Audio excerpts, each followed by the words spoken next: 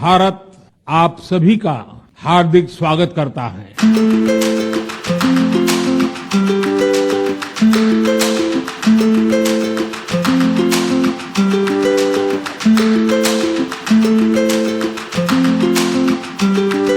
एक खुशखबरी मिली है। नई Delhi G20 leaders summit declaration पर सहमति बनी है। मैं इस डिक्लेरेशन को एडॉप्ट करने की घोषणा करता हूं।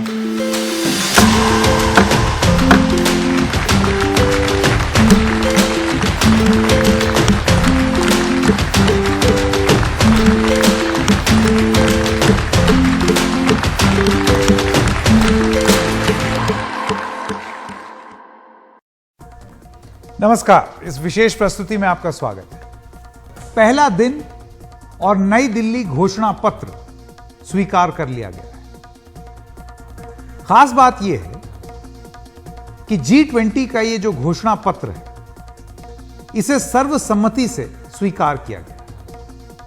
अच्छा, बहुत सारे लोग जो हैं वो इसकी जो महत्ता है, ये क्यों जरूरी है, ये क्यों ऐसी चीज हुई जो कि अपने आप में अनोखी है, ये नहीं जानते हो। हम आपको यह बता देते हैं कि घोषणा पत्र होता क्या है। दरअसल हर बहुपक्षीय सम्मेलन का मकसद क्या होता है? मकसद यह होता है कि सब लोग साथ में आए, मुद्दों पर एक आम राय बनाएं। कई बार ऐसा देखा गया है कि ऐसे फोरम पर प्रस्ताव तो दिए जाते हैं, लेकिन उन पर आम राय नहीं बन पाती, जिस वजह से कुछ लोग उसका विरोध करते हैं।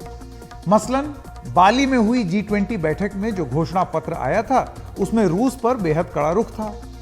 उस वजह से सहमति नहीं बन पाई और वो सहमति का आकार भी नहीं ले पाए। तो जो घोषणा पत्र आया उसमें यह लिखा गया कि कुछ देशों को या बहुत सारे देशों को ऐसा लगता है कि ये, लेकिन सारे नहीं। यानी कि एक आम राय सब लोगों की नहीं बनी थी। इससे तुलना करें तो आप ये कह सकते हैं कि नई दिल्ली में हुए इस सम्मेलन में शामिल सारे देशों ने सारी बातों पर सहमति बनाई है। और मैं क्यों सारे पर जोर दे रहा हूं, ये देखिए, ये है न्यू दिल्ली डिक्लेरेशन मेरे हाथ में। ये देखिए, ये बहुत लंबा डिक्लेरेशन, इसमें एक नहीं, दो नहीं, तीन नहीं, आप ये सोचिए, ये लिस्ट चलती चली जा रही है। मैं आपको जरा दिखा दूं इसका लास्ट पॉइंट, ताकि आपको अंदाजा हो जाए, क्योंकि पूरा तो डिटेल में मैं पढ़ूंगा नहीं, उसमें आप बोर हो जाएंगे। ये देखिए, लास्ट पेज है इसका। 83 मुख्य बिंदु हैं इसमें, और 83 के 83 मुद्दों पर देश के बड़े बड़े नेताओं को आप एक साथ, ये देखिए, ये 83 इतने मुद्दों पर देश के इतने सारे नेताओं को आप एकजुट कर लें और उनकी एक आम राय बना लें, ये अपने आप में एक बहुत बड़ी बात है, बहुत बड़ी उपलब्धि है। तो उस दृष्टिकोण से या उस लिहाज से इसको देखा जाना चाहिए। हालांकि G20 भू राजनीतिक यानी कि जियोपॉलिटिकल मुद्दों पर समाधान ढूंढने का मंच नहीं है, लेकिन पिछले साल से जारी रूस यूक्रेन युद्ध की परछाई पिछले साल ही हुई बाली G20 की बैठक में दिखी। पिछले साल घोषणा पत्र में यूनाइटेड नेशंस चार्टर का हवाला दिया गया कि यह जंग का दौर नहीं है। साल भर बाद भी दिल्ली घोषणा पत्र में यही भाषा का प्रयोग किया गया है कि जंग का युग नहीं है। तो आप सोचेंगे कि भाई फिर इसमें फर्क क्या हुआ, ये तो बात सेम हो गई। अब एक बात जिस पर बाली में आम राय नहीं बन पाई, वो ये थी कि वहां के घोषणा पत्र का ये पैराग्राफ, जहां पर जंग के लिए रूस को जिम्मेदार ठहराया गया, कई देश इसके पक्ष के खिलाफ थे। मतलब इसके उन्होंने डिक्लेरेशन पर ये नहीं माना उन्होंने, जैसे कि रूस ने ही नहीं माना, चीन ने नहीं माना, और भी बहुत सारे देश थे जिन्होंने नहीं माना। बाली घोषणा पत्र में कई सदस्य देशों ने यूक्रेन पर हुए हमले का कड़ा विरोध किया था और जोर दिया था कि इस वजह से बहुत ज्यादा लोगों को तकलीफ झेलनी पड़ रही। गौर करने की बात यह है कि नई दिल्ली के घोषणा पत्र में जहां 100% सर्वसम्मति है, वहां रूस का नाम नहीं है। यानी कि किसने हमला किया, हमने वो रूस का नाम हमारे डिक्लेरेशन में कहीं नहीं। यह सवाल बीबीसी के एक रिपोर्टर ने विदेश मंत्री सुब्रमण्यम जयशंकर से प्रेस कॉन्फ्रेंस में पूछ भी लिया कि भाई फिर आपने हासिल क्या किया, क्योंकि रूस का तो नाम इसमें है ही नहीं, और दूसरी चीज जो बाली का डिक्लेरेशन है कुछ लगभग वैसा वैसा ही ये भी हो गया है, तो इसमें नया क्या है? तो आइए सुनते हैं कि विदेश मंत्री ने इस सवाल का जवाब कैसे दिया। This, as we have pointed out, is a declaration of 83 paragraphs. It has a lot of content. There are a lot of subjects which have been covered, some of which we have spoken about. But obviously, because of the ongoing conflict, the strong views about it, considerable time was spent, especially in the last few days, in regard to geopolitical issues, which really centered around the war in Ukraine. बहरहाल ये एक बार फिर से उल्लेख करना बहुत जरूरी है कि G20 यूक्रेन रूस युद्ध जैसे मुद्दों, जियोपॉलिटिकल इश्यूज जो होते हैं ना, उन मुद्दों पर आम राय या सहमति बनाने का मंच न था न है, ये चीज आपको बता दें। लेकिन फिर भी यूक्रेन पर यह सहमति अपने आप में एक बड़ी बात इसलिए है, और क्यों है आइए जरा स्क्रीन पर आपको दिखाएं। रूस की मौजूदगी में और रूस की स्वीकृति से यह माना गया कि यह युद्ध का नहीं है। नंबर 2, रूस की तरफ से भी शायद एक एहसास है कि उसके द्वारा छेड़ी गई यूक्रेन पर युद्ध का आर्थिक असर दुनिया झेल रही है, रूस खुद झेल रहा हो।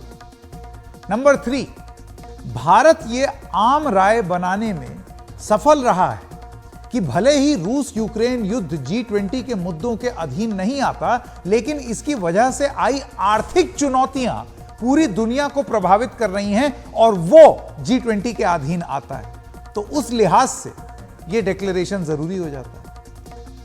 इस दस्तावेज में रूस, चीन समेत पूरे विश्व में, और मैं फिर से दोहरा दूं, रूस और चीन समेत पूरे विश्व में सहमति बनी है कि यूक्रेन युद्ध में और यूक्रेन युद्ध से मानवीय आपदा हुई। नई दिल्ली घोषणा पत्र तुर्की और संयुक्त राष्ट्र की अगुवाई में युद्ध संबंधित आर्थिक संकट को दूर करने के लिए उठाए कदमों का स्वागत किया है। रूस और चीन की स्वीकृति से, यह भी एक बहुत महत्वपूर्ण बात है, इस घोषणा पत्र में माना गया है, फिर से दोहरा दूं, इसकी गंभीरता आप समझिए, रशिया और चीन की स्वीकृति से, क्योंकि सर्वसम्मति से पारित हुआ, इनकी सर्वसम्मति से, इनकी स्वीकृति से इस घोषणा पत्र में यह माना गया है कि सैन्य ताकत का इस्तेमाल बंद हो और साथ में जरूरी इंफ्रास्ट्रक्चर पर हमले ना हो, जिससे दुनिया भर में इन हमलों का एक आर्थिक असर पड़े। और आखिरी बात और जरूरी बात, यह पैराग्राफ भी इसमें है कि परमाणु हथियारों का उपयोग या उपयोग की धमकी अस्वीकार्य है, और यह भी रूस, चीन और समस्त जितने मेंबरान हैं, उनकी स्वीकृति से, सर्वसम्मति से पारित है ये डिक्लेरेशन। इस लिहाज से यह जरूरी हो जाता है। उमाशंकर सिंह जी ने एक रिपोर्ट भेजी है, जरा देखें। यूक्रेन युद्ध के मद्देनजर G20 दिल्ली घोषणा पत्र पर आम सहमति बनना भारत के लिए एक बहुत उपलब्धि की बात है, और ये उपलब्धि काफ़ी मशक्क़त के बाद मिली है। इसके लिए मैराथन बैठकों का दौर चला, काफ़ी विचार विमर्श हुआ, कई तरह के राय आए, और उसके बाद जाकर इस पर एक ड्राफ्ट जो डिक्लेरेशन है वो बना, और फिर उसे पेश किया गया राष्ट्राध्यक्षों के सामने, और उस पर जाकर आम सहमति बन पाई। यूक्रेन युद्ध के मद्देनज़र इसमें 7 पैरा हैं, और उन पैराज में तमाम ऐसी बातें लिखी गई हैं जो युद्ध के खामियाजे के तौर पर निकलकर सामने आई है।